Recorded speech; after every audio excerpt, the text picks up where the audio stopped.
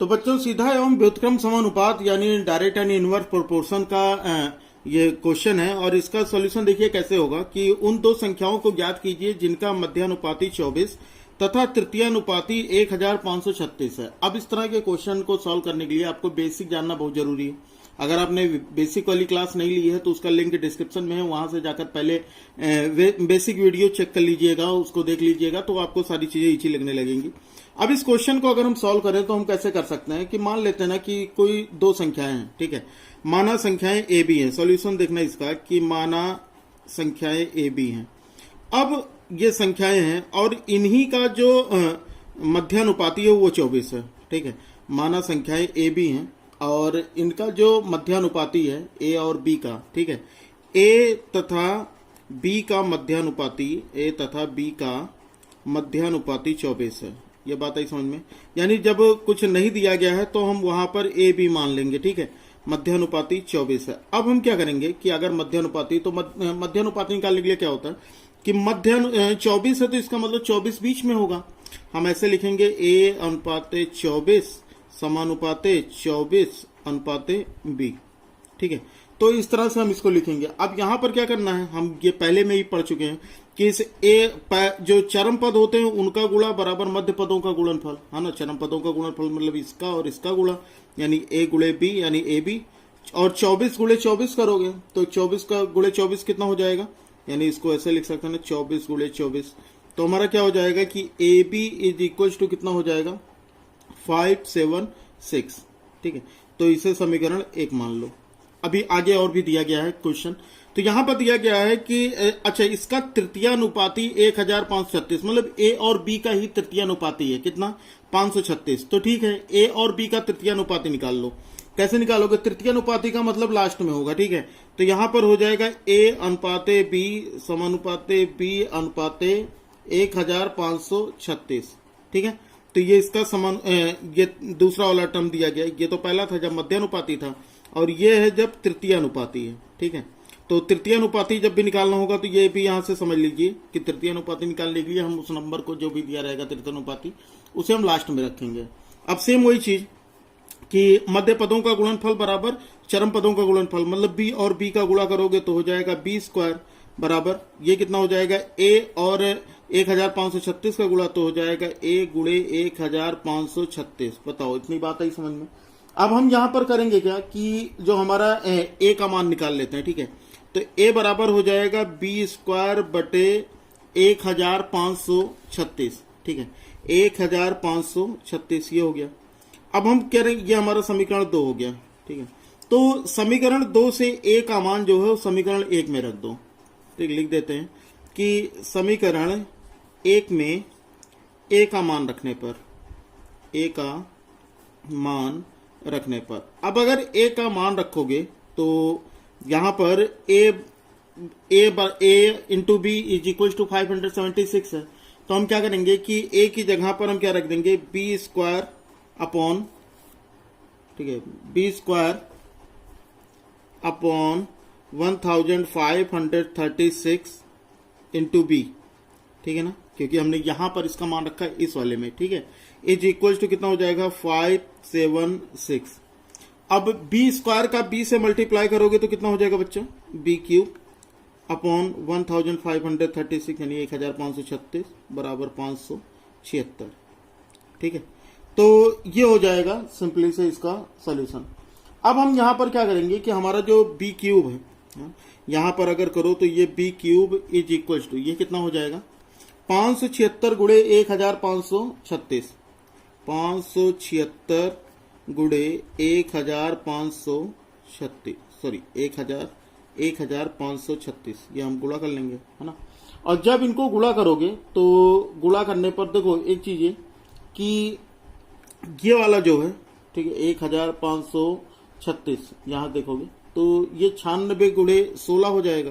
देखो यहां से बी स्क्वायर बी क्यूब बराबर ये कितना हो जाएगा 96 गुणे 6, यहां देखना 96 गुणे 6 ये हो जाएगा।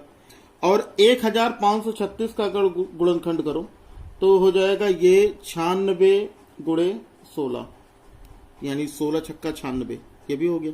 तो यानी कि इसको हम क्या लिख सकते हैं, 96 गुणे 96 गुणे 96। हाँ, ये चीज समझ में आई ना। तो यहां से क्या हो जाएगा हमारा b बराबर कितना हो जाएगा, b बराबर हमारा क्या हो जाएगा, b क्यूब बराबर 96 का क्यूब। अब इस क्यूब से क्यूब काट दो, है ना, जैसे क्यूब रूट निकालते हो, तो उस तरह से इसको भी निकाल दोगे। तो यहां से क्या हो जाएगा हमारा, b बराबर हो जाएगा 96। ठीक है, अब b का मान आ गया। अब b का मान जो है इसे भी समीकरण 1 में ले जाके रख दो। b का मान समीकरण 1 में रखने पर तो लिख लेते हैं कि b का मान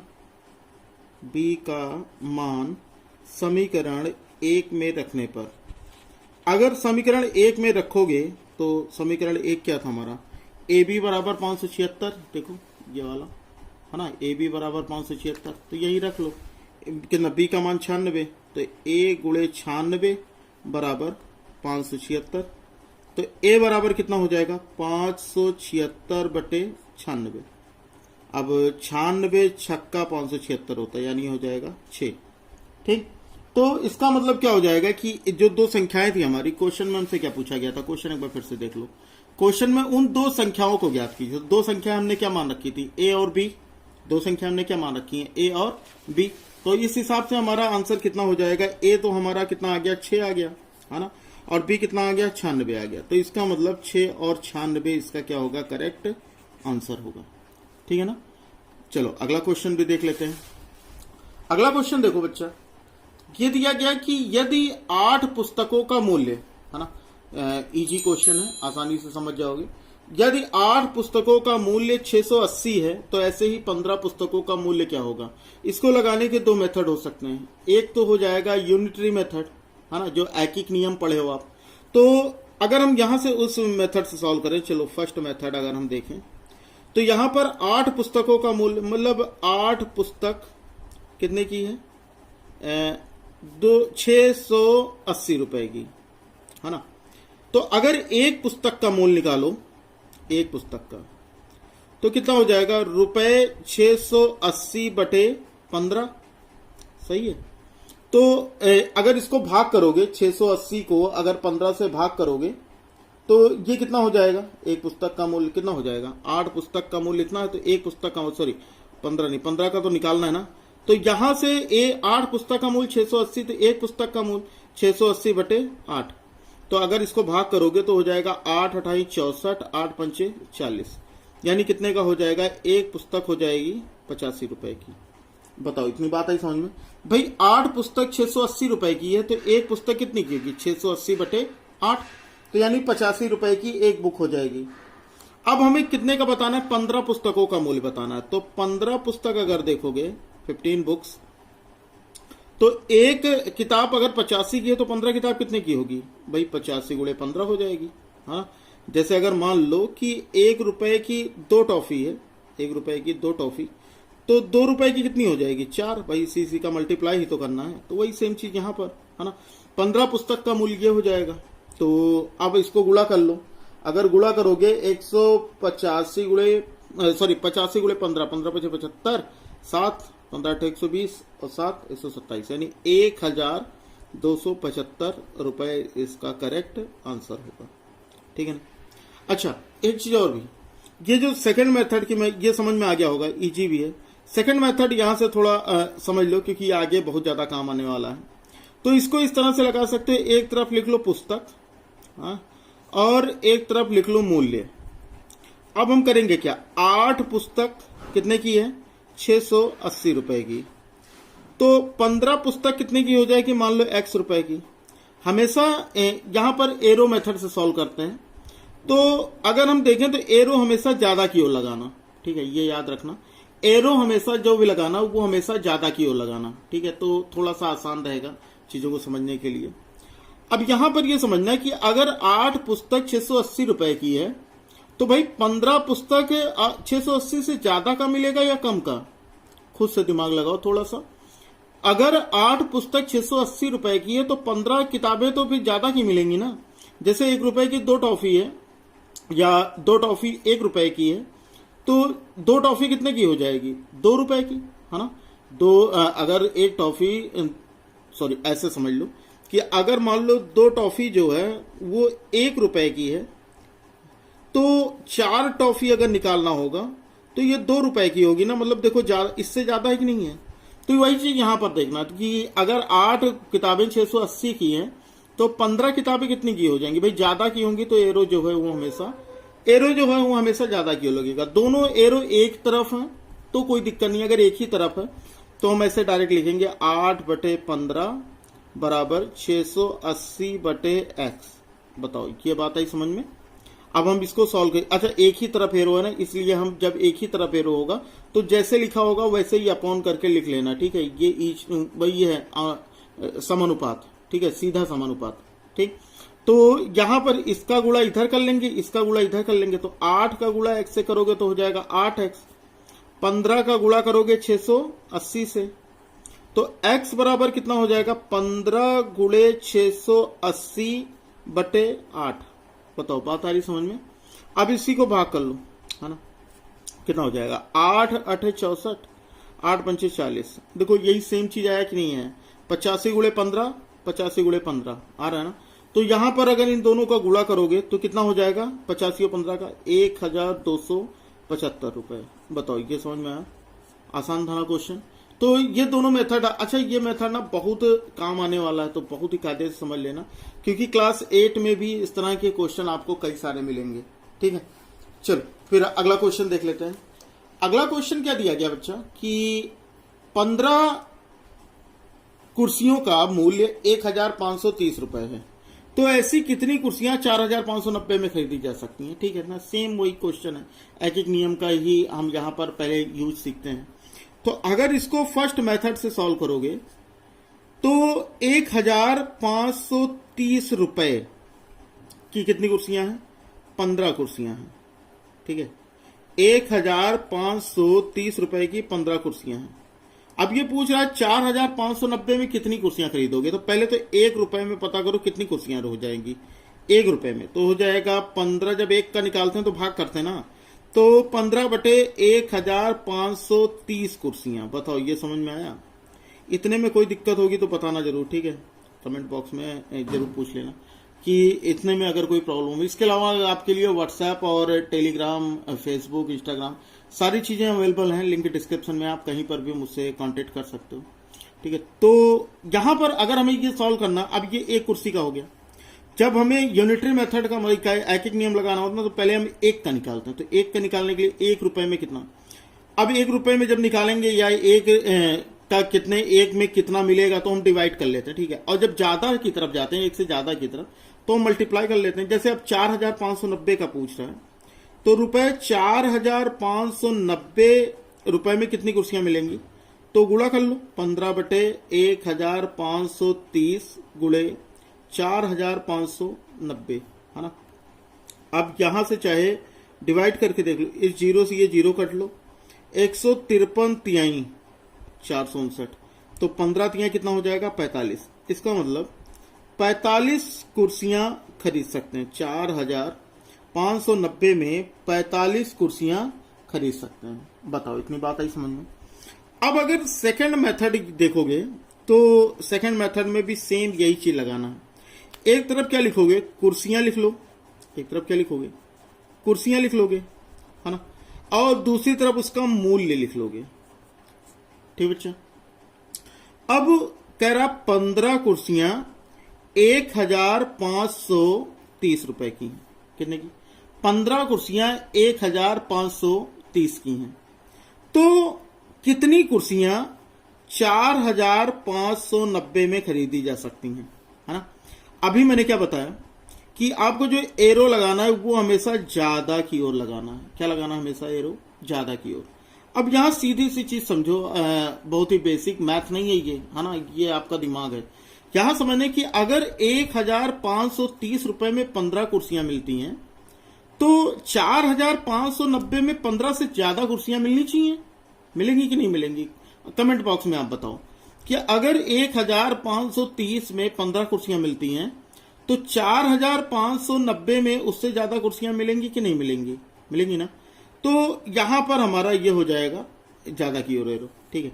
और मैंने क्या कहा, जब ज्यादा की ओर एरो लगता है तो सीधा सीधा सा जैसे लिखा है वैसे ही हम उसका समानुपात लिख देंगे, ठीक है। 1530 बटे 4590। बताओ, बात आई समझ में इतनी। अब यहां पर त्रियक गुणा कर लो, x का गुणा इससे और इसका गुणा इससे, तो 1530x बराबर 15 गुणे 4590। अब x का मान निकाल लो बच्चा। x बराबर 15 गुणे 4590 बटे 1530। अब देखो यही सेम चीज आया कि नहीं आया, ये वाला देखो इक्वेशन, हाँ यही सेम चीज तो मिल रही है। सेम वही तरह से करना है, 0 से 0 काट लो, 153 तिहाई काट लो, और x बराबर 15 तिहाई 45 इसका आंसर हो जाएगा, यानी 45 कुर्सियां खरीदी जा सकती हैं। ठीक है, एक चीज और समझो, ये तो इसका आंसर हो गया, ये समझ में आ गया होगा। एक चीज और समझो, 15 कुर्सियां इतने की है ना, 15, अगर हम क्वेश्चन देखें तो 15 कुर्सियां 1530 और कितनी कुर्सियां 4590। तो एक चीज हम ये देखें ना कि 15 तिया 45, 30 तिया 90, तो इसका मतलब ये एक 1530 तिया ये कट रहा है ना, तो इसका मतलब 3 गुना कुर्सी भी आएगी। पहले 15 कुर्सी आती थी, अब 45 कुर्सी आएगी। बताओ समझ में आया कि नहीं आया। बिल्कुल पेपर पेन की जरूरत नहीं है, सीधा सा ये तो मैंने तरीका बता दिया आपको। लेकिन अगर आप इस तरह का क्वेश्चन देखोगे तो आपको पेपर पेन का यूज नहीं करना। यहां से देखोगे आप कि इन दोनों में क्या रिलेशन है, ये देखोगे रुपए रुपए का क्या रिलेशन है और वस्तु का क्या रिलेशन है। ठीक है, कितना अनुपात बन रहा है। तो यहां पर मैंने ये देखा कि 1530 और 4590, तो मुझे ये दिखाई दिया 15 तिया 45, 30 तिहाई 90, मतलब कहने का मतलब 1530 तिहाई 4590 है ना, तो 1530 तिहाई 4590 होता है, यानी ये 3 गुना है, ये इसका 3 गुना है, तो इसका मतलब कुर्सियां भी 3 गुना ही आएंगी, तो 15 तिया 45 कुर्सियां आ जाएंगी। तो इस तरह के क्वेश्चन को सॉल्व करने में बिल्कुल भी टाइम नहीं लगता और बहुत ही इजी तरीके से ये क्वेश्चन सॉल्व हो जाते हैं। वीडियो अगर पसंद आई तो वीडियो को लाइक जरूर कर दीजिए, है ना। और बच्चा अगर चैनल पे नए हो, आप नवोदय या सीएचएस या फिर सैनिक स्कूल की तैयारी कर रहे हो, तो पक्का कि आपके लिए ये चैनल रामबाण सिद्ध होगा। ठीक है ना, सारी चीजें आपको बिल्कुल बेसिक से पढ़ाई जा रही हैं। यहां पर देखो अगला क्वेश्चन ये कह रहा है कि 5 आदमी किसी काम को 10 दिन में कर सकते हैं, तो 5 दिन में काम समाप्त करने के लिए कितने आदमियों की आवश्यकता होगी, है ना। अब इस क्वेश्चन को करने का तरीका देखो क्या है। पहला तो मेथड ये वाला लगा लो, फर्स्ट मेथड। एक तरफ लिख लो आदमी और एक तरफ लिख लो दिन, ठीक ना। एक तरफ लिख लिया आदमी, एक तरफ लिख लिया दिन। 5 आदमी किसी काम को 10 दिन में करते हैं, है ना, तो 5 आदमी उस काम को कितने दिन में करेंगे, तो भाई 10 दिन में करेंगे। ये तो सीधा सा क्वेश्चन है। जहां पर क्वेश्चन में कुछ गलती है ना, तो ये कहने का मतलब 5 दिन में, अच्छा क्वेश्चन में गलत पढ़ रहा था ना। 5 आदमी किसी काम को 10 दिन में करते हैं, चलो ठीक है, तो 5 दिन में उस काम को खत्म करने के लिए कितने आदमियों की जरूरत होगी। मान लो कि x आदमियों की जरूरत होगी, है ना। अब यहां पर मैंने क्या बताया कि एरो हमेशा ज्यादा की ओर लगाना, ठीक ना बाबू, एरो हमेशा ज्यादा की ओर ही लगाना। अब 10 आदमी 10 दिन में, मतलब 10 दिन में कोई काम 5 आदमी खत्म करते हैं, तो अगर 5 दिन में काम खत्म करना है तो भाई मजदूरों की संख्या तो बढ़ानी पड़ेगी ना। अगर जैसे आपके घर में भी काम अगर हो रहा होगा, घर वगैरह बन रहा होगा, गड्ढे वगैरह खोदे जा रहे होंगे, तो अगर 1-2 आदमी लगाओगे तो ज्यादा दिन तक कोई गड्ढा खोदेंगे, वहीं 10 आदमी और लगा दो तो गड्ढा जल्दी खुद जाएगा, है ना। तो ये सेम कॉन्सेप्ट है, मैथ नहीं है ये क्या है, ये हमारा खुद का दिमाग है जो हम डेली लाइफ में यूज करते हैं। तो अगर कोई काम है 10 दिन में, 5 आदमी 10 दिन में खत्म करते हैं, अगर वही काम हमको 5 दिन में खत्म करना हो, तो हमें इसका मतलब आदमियों की संख्या क्या करनी पड़ेगी, ज्यादा करनी पड़ेगी, मतलब इससे 5 से ज्यादा आदमी लगाने पड़ेंगे, समझ में आया। तो ये एरो जब उल्टा हो जाए तो यहां पर क्या करना कि एक को तो सीधा लिखना और दूसरे को उल्टा लिख देना। बात आई समझ में, इतने बताओ ये बात अगर समझ में आई कि नहीं आई। एक को उल्टा लिखना, जैसे 5/x, ये एरो नीचे गया तो 5/x लिख दिया, ये ऊपर की तरफ गया तो हमने 5 को ऊपर और 10 को नीचे लिख दिया, ठीक है। 5 × 5, 5 दूनी 10, यानी 5/x बराबर कितना हो जाएगा 1/2। अब यहां से इसका गुणा इससे और इसका गुणा इससे, तो x का 1 से गुणा करोगे x, 5 का 2 से गुणा करोगे 10। तो इसका मतलब यहां पर कितने आदमी और लगेंगे, 10 आदमी अगर लगा दियो तो ये काम कितने दिन में, 5 दिन में पूरा हो जाएगा, है ना। अब जो मैं दूसरे मेथड की बात करने वाला हूं, और दूसरे मेथड में एक बहुत सीधा सा फॉर्मूला है, M1 D1 H1 upon W1 is equal to M2 D2 H2 upon W2, है ना। ये बहुत बेसिक सा फॉर्मूला है और यहां पर आपको ये सब रखने की जरूरत नहीं पड़ेगी, देखना खुद ही सॉल्व हो जाएगा। पहले क्या कह रहा है, 5 आदमी मतलब M1, ठीक है, 5, 10 दिन मतलब D1, ठीक। उसके बाद 5 दिन मतलब D2, फिर M2 कितने आदमी हमें ये बताना है, बताइए समझ में। तो जो चीजें दी होंगी बस उन्हीं का यूज करना इस फॉर्मूले से, जो नहीं दिया जैसे H नहीं दिया, W नहीं दिया तो कोई मतलब नहीं, ठीक है। तो जो दिया होगा केवल उसका यूज करना। तो M1 5, D1 10, ठीक, M2 हमें निकालना है, और ये कितना D2 5, समझ में आया। तो यहां से M2 बराबर कितना हो जाएगा, 5 गुणे 10 बटे 5, ठीक है ना। तो यहां पर 5 के 5, 5 दूनी 10, भाई देखो 5 इधर गुणा है तो इधर आएगा तो भाग ही होगा ना। तो 5 के 5, 5 दूनी 10। अब M2 बराबर कितना हो गया, 5 दूना 10, बताओ।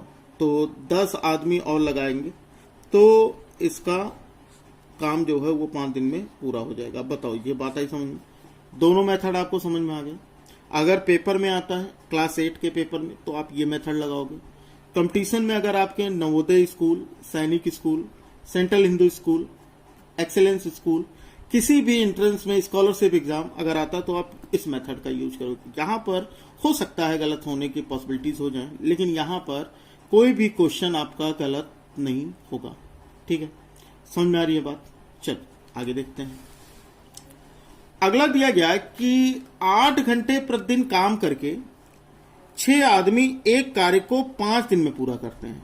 कौन सा मेथड बताएं, M1 D1 वाला मेथड सही रहेगा ना। चलो वही मेथड समझ लेते हैं। 8 घंटे, है ना, यानी H1, देखो H1 बराबर 8, ठीक है।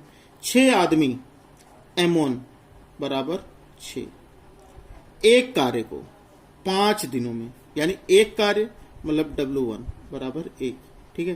5 दिन यानी D1 बराबर 5, कितना समझ में आना। फिर 3 घंटे यानी H2, ठीक है, काम करके 10 आदमी मतलब M2 बराबर 10, उसी कार्य को कितने दिन में, मतलब वही काम है, W1 बराबर 1 ही है, और कितने दिन में मतलब D2 हमें बताना है। M1 D1 H1 upon W1 is equal to M2 D2 H2 upon W2, यही तो देखा ना। अब यहां पर हम सबकी वैल्यू रख देते हैं, ठीक है। M1 कितना है 6, D1 कितना है 5, H1 कितना है 8, और W1 कितना है 1, समझ में आया। M2 कितना है 10, D2 कितना है निकालना है हमें, और H2 कितना है 3, पता बाबू, समझ में आया। और W1 कितना है 1, तो फिलहाल 1 से तो हमारा कोई लेना देना है ही नहीं, तो डिनोमिनेटर का कोई मतलब है नहीं, ठीक है। तो अब हम यहां से D2 निकाल लेते हैं। तो D2 बराबर कितना, इधर गुणा है, इधर आएगा तो क्या हो जाएगा भाग। तो 6 गुणे 5 गुणे 8 बटे 10 गुणे 3, 10 गुणे 3, बताओ समझ में आया।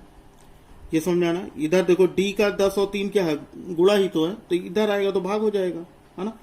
तो यहां पर करोगे तो ये हो जाएगा 3 इक्के 3, 3 दूनी 6, 2 इक्के 2, 2 पंचे 10, 5 इक्के 5, है ना, बचा कितना 8। तो इसका मतलब कितने आदमी कितने दिन में, 8 दिन में, है ना। यानी वही काम 10 आदमी 3 घंटे का प्रतिदिन करेंगे तो वो काम 8 दिन में पूरा हो जाएगा। बताओ, बात आई समझ में। इतने में किसी को कोई दिक्कत हो तो बताओ। बहुत ही इजी मेथड था, है ना, बहुत ही आसानी से आप लगा लोगे, ठीक है ना। समझ में आ रही होंगी चीजें। चलो अगला क्वेश्चन देखते हैं। अगला क्वेश्चन क्या है, क्वेश्चन नंबर 8 देखो बाबू। क्या दिया गया कि 2 टीवी का मूल्य 3 रेडियो के मूल्य से 3200 अधिक है ना, यानी अधिक है। यदि एक रेडियो और एक टीवी के मूल्यों का अनुपात 3:7 है तो एक रेडियो का मूल्य क्या है। अब इस तरह के अगर क्वेश्चन सॉल्व करना हो तो कैसे करोगे, 2 टीवी का मूल्य और 3 रेडियो के मूल्य से, तो समझ लेते हैं पहले क्या क्या है। मान लो कि एक रेडियो और एक टीवी का मूल्य है ना, मान लो कि एक रेडियो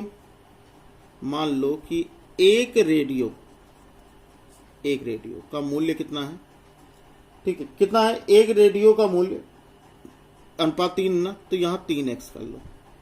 और एक टीवी का मूल्य मान लो 7x है। बताओ ये समझ में आया है ना। एक रेडियो का मूल्य जो है वो 3, क्योंकि टीवी के मूल्यों का अनुपात दिया है 3x है और 7x है। अब ये कह रहा 3 टीवी का मूल्य जो है 3 रेडियो के मूल्य से, तो यहां पर अगर हम 3 रेडियो का मूल्य निकालें तो 3 रेडियो का मूल्य कितना हो जाएगा, 3 गुणे 3x, यानी 3 त्रिका कितना हो जाएगा 9x, है ना, सही है। और कितना 2 टीवी, तो यहां पर 2 टीवी का भी निकाल लो, तो 2 गुणे 7x हो जाएगा, यानी हो जाएगा ये 14x। बताओ इतनी बात है समझ में। यहां पर नहीं समझ में हो तो फिर से एक बार समझ लेना। क्या कह रहा है कि 2 टीवी का मूल्य 3 रेडियो के मूल्य से 3200 अधिक है ना, यानी टीवी का मूल्य जो है 2 टीवी का मूल्य और 3 रेडियो के मूल्य का अंतर है ये, ठीक है। यदि एक रेडियो और एक टीवी के मूल्यों का अनुपात, मतलब एक रेडियो का दिया गया 3 अनुपात, मतलब टीवी और रेडियो का 3:7, तो हम यहां पर क्या कर लेते हैं, एक रेडियो का 3x, एक टीवी का 7x, क्योंकि अनुपात जो होगा उसे अलग अलग x मान लेना। तो यहां से 2 टीवी है तो 2 टीवी का मूल्य कितना हो जाएगा भाई, एक का 7x था तो 2 का 14x हो जाएगा। एक रेडियो 3x का था, 3 रेडियो 9x हो जाएगा, सही है। अब अकॉर्डिंग टू द क्वेश्चन ये कह रहा है कि 2 टीवी का मूल्य 3 रेडियो के मूल्य से 3200 ज्यादा है, यानी इन दोनों का अंतर 14x माइनस 9x बराबर कितना होगा 3200। समझ में आया इतना भाई, यही तो कह रहा है ना, 2 टीवी का मूल्य 3 रेडियो के मूल्य से, मतलब 3 रेडियो के मूल्य से, ठीक है, इसका ये ज्यादा है, मतलब कहने का मतलब ये ज्यादा, इससे रेडियो से इसका मूल्य ज्यादा है, मतलब इन दोनों का अंतर कितना है 3200। तो 14x माइनस 9x अगर करोगे तो कितना हो जाएगा बच्चा 5x, तो 5x बराबर हो जाएगा 3200। तो x का मान निकाल लो, x बराबर 3200 बटे 5, भाग करके देखो कितना होगा, 5 छक 30, 5 चौक 20 और ये हो गया 0, यानी 640। कितना 600, x का मान कितना आ गया 640। तो यहां पर क्या पूछा है, एक रेडियो का मूल्य, तो एक रेडियो का मूल्य तो 3x है ना, एक रेडियो का मूल्य, एक रेडियो कितने का हो जाएगा, एक रेडियो का मूल्य 3x है, देखो हमने मान रखा था ना 3x, तो कितना हो जाएगा 3 गुणे 640, है ना, और गुणा कर लो कितना हो गया 0, 3 चौक 12 के 2 हासिल आए 1, 3 छक 18 1 19, मतलब कितने का 3 रेडियो का, एक रेडियो का मूल्य कितना 3x, तो इसका मतलब एक रेडियो का मूल्य कितना हो जाएगा 1920 रुपए, और ये हो जाएगा इसका आंसर। तो समझ में आ गई होंगी चीजें, है ना। और अगर अभी तक वीडियो लाइक नहीं किया बच्चा, वीडियो लाइक कर दो, और अगर चैनल पे नए हो तो सब्सक्राइब कर बेल आइकन को जरूर प्रेस कर लो। तब तक पढ़ते रहो। मिलते हैं फिर अगली क्लास में अगली एक्सरसाइज के साथ, कुछ बेहतरीन क्वेश्चन के साथ। तब तक जय हिंद, वंदे मातरम।